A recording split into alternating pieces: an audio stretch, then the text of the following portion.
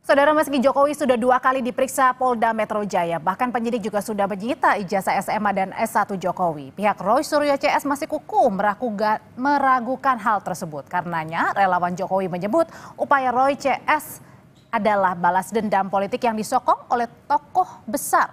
Sejauh mana kebenarannya dan siapa tokoh yang dimaksud, kita bahas sore hari ini bersama terlapor kasus dugaan pencemaran nama baik Jokowi, Rismon Sianipar, melalui sambungan Zoom.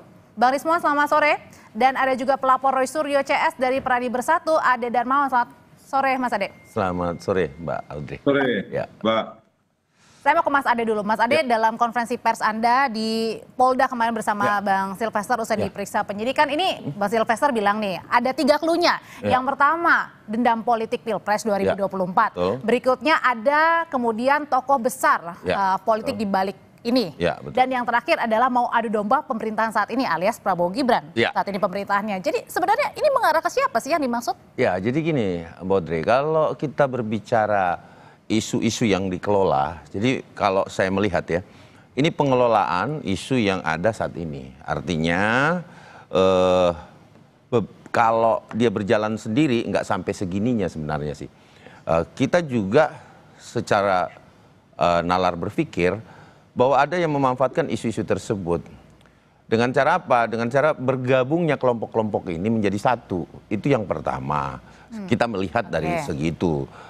Terus kemudian isu-isu ini dikemas benar. Dikemas betul menjadi sesuatu yang saya rasa bahwa ini tidak masuk akal. Dikemas artinya berarti ada kesengajaan. Kesengajaan, ada upaya-upaya kesengajaan yang saya sendiri, nalar saya itu tidak bisa menerima. Kenapa?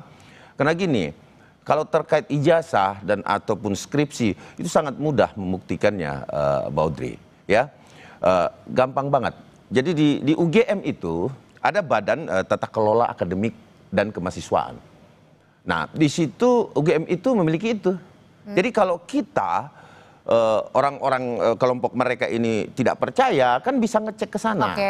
Ngecek ada apa enggak, terus kemudian dibarengin dengan keterangan-keterangan UGM. Saat ini di Jogja, ini lagi pemeriksaan nih Mbak. Saya barusan tadi dapat komunikasi dari beberapa penyidik di sana. Ini lagi maraton memeriksa pihak UGM itu. Jadi artinya tentu bagian Badan Tata Kelola Akademik dan Kemahasiswaan itu juga ikut diperiksa itu. Nah, itu mudahnya di situ tuh. Nah, tapi kenapa dikemas? Gitu. Kenapa dikemas? Apakah ada unsur kesengajaan dan tadi ada tokoh besar di baliknya? Siapa akan ikut masuk bermain? Nah, kalau gitu apakah benar pernyataan tersebut, Bang Rismon? Nanti usai jeda ya, Bang Rismon akan menjawab, tetap bersama kami.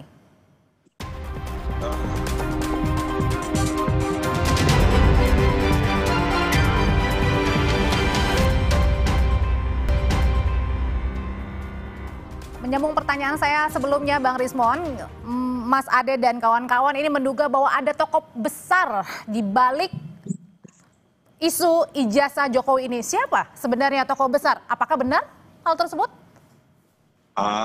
Cemananya Bung Ade dan Pak Jokowi ini manalah ada. Ya, kalau ada tokoh besar berarti saya... Ada yang ngerancang katanya, Bang. Menerima dana dong, ya Rp1 pun saya tidak menerima apapun, kan bisa dicek PPATK atau BIN atau Badan Intelijen yang lain, itu hal yang gampang. Saya penulis, programmer, penulis buku di Amazon, ratusan buku, nggak ada. Saya memang hidup dari royalti.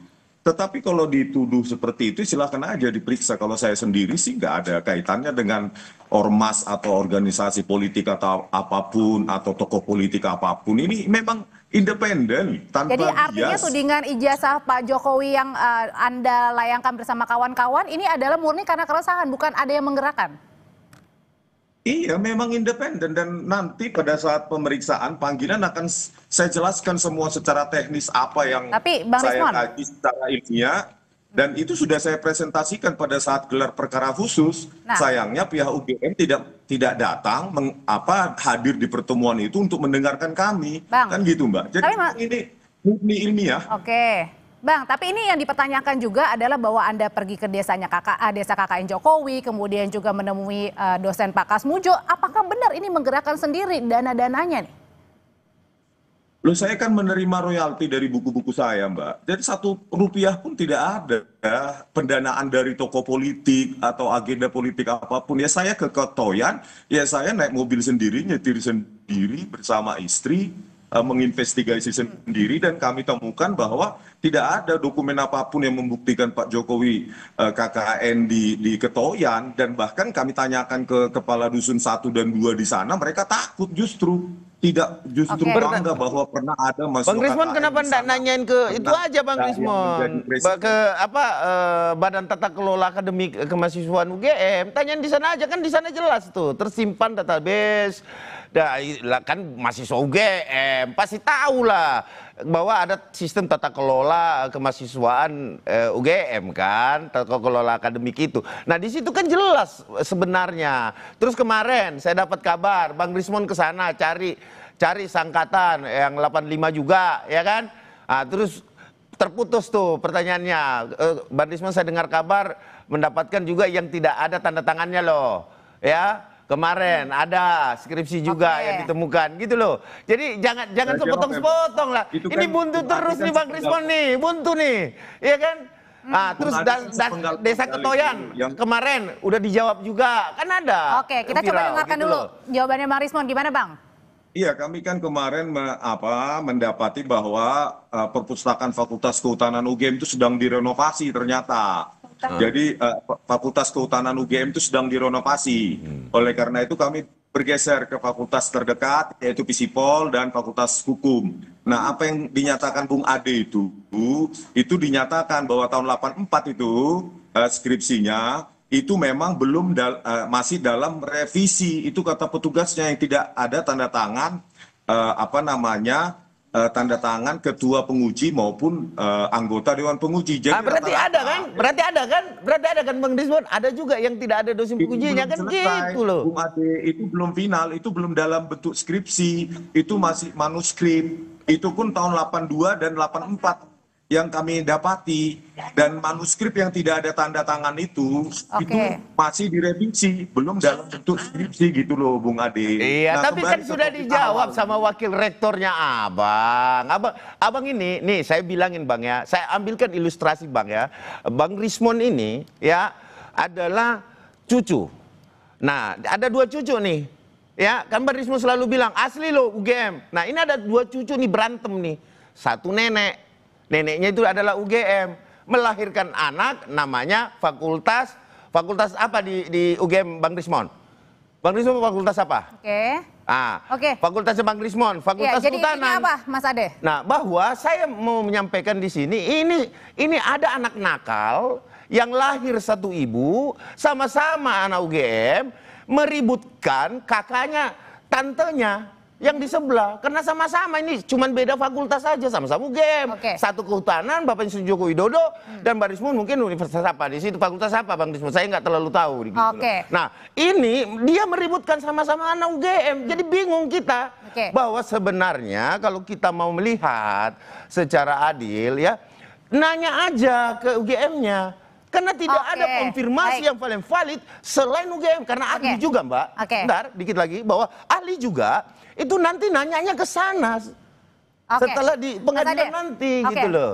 Acuannya di situ. Bentar Mas Ade, kita balik lagi ke tema yang hari ini adalah bahwa berdasarkan pernyataannya Bang Silvester kemarin ini bersama Anda juga, bahwa katanya ada tokoh politik yang ingin menggoyang pemerintahan untuk kemudian menempatkan anaknya siapa yang paling diuntungkan. Nah ini kalau ini kita tidak bisa langsung menuduh ya. Nah, mungkin di sini dugaan-dugaan saja. Dugaannya siapa? Langsung mengarahnya ke siapa? Anaknya ini siapa? Saya tidak bisa langsung menjurus ke sana. Tetapi dengan tampilan saya, mungkin teman-teman Kompas TV dan teman-teman pemeriksa dari Kompas ya seluruh Indonesia sudah melihat tampilan saya hari ini, saya berbaju apa gitu, ya kan? Nah, sisa men-challenge saja, mencari pemikiran sendiri, berpikir masyarakat sendiri. Bahwa siapa sih kira-kira dalangnya gitu. Nah, saat ini saya berbaju apa? Nah, itu mungkin salah satu clue yang bisa saya sampaikan. Berarti antara clue-nya ini adalah biru. Ya, Oke, saya nggak oke, bilang, coba tapi saya sekarang tampilannya seperti ini. Saya coba lempar ya kalau gitu ke Bang Rismon. Bang Rismon, ini ada katanya ada dikasih kisi-kisi, ada clue-cluenya. Nah, sebenarnya apakah benar tudingan-tudingan bahwa ada tokoh politik ini ada yang ingin menggoyang pemerintah untuk kemudian ini menempatkan anaknya?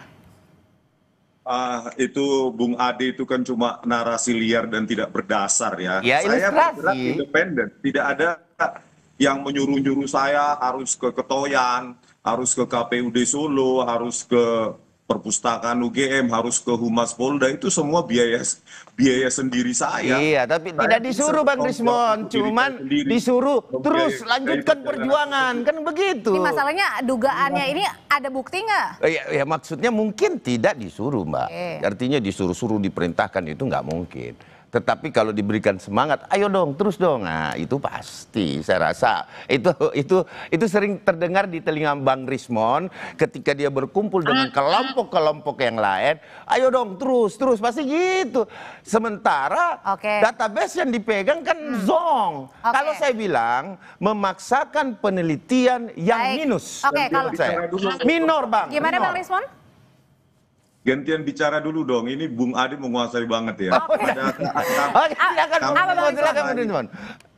Ketika saya mewawancarai Profesor Sofyan Effendi juga tidak ada yang memerintahkan, tidak ada yang mengatur pertemuan tersebut. Itu murni memang dari aktivis Stella Gama menghubungi saya, dan itu pun sudah tertunda 2 hari yang seharusnya diatur hari Senin, jadi kami hari Rabu. Jadi memang tidak ada, dan bahkan saya melaporkan Pak Joko Widodo ya 2 laporan itu ke Polda DIY, itu tidak ada yang mengatur, tidak ada yang membiayain, dan tidak ada yang strukturisasi dan ya. Oke, tapi kalau misalnya nih pada saat Anda kemudian melanjutkan, memang saat ini masih berproses ya, tapi dengan Anda mempertanyakan ijazah ini, kemudian apakah kemudian ketika Anda nanti misalnya ada di proses hukum selanjutnya, apakah Anda sudah siap atau merugikan Anda, atau Anda memang sudah siap dengan konsekuensinya?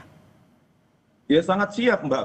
Kalau nggak siap ya tidur aja di rumah, kan begitu. Saya kan sedang mengeksersis ya hak konstitusional rakyat untuk mengetahui ijazah yang pernah dipakai Bukan rakyat, Bang. Rakyat yang mana? Presiden tahun 2014 dan 2019. Karena kami dapati bahwa pada saat di KPUD Solo ya tidak ada berkas verifikasi ijazah Pak Jokowi tahun 2005, dan itu dinyatakan langsung oleh Ketua KPUD sekarang. Oleh karena itu maksud kami bukan untuk memenjarakan Pak Jokowi, tetapi kami mengeksersis hak rakyat untuk mengetahui ijazah tersebut. Gitu loh. Kalau gitu Bang Rismon, untuk perbaikan KPU ke depan sehingga tidak menyisakan ruang gelap untuk calon-calon pemimpin masa depan, begitu, Mbak. Oke, jadi ini murni ya, begitu ya, maksud Anda ya, begitu ya. Oke, kalau gitu terima kasih Bang Rismon. Kemudian juga Mas Ade, terima kasih ya. Nanti kapan-kapan kita berbincang lagi ya. Siap. Saya senang sama Bang Rismon ini. Oke, selamat sore semuanya.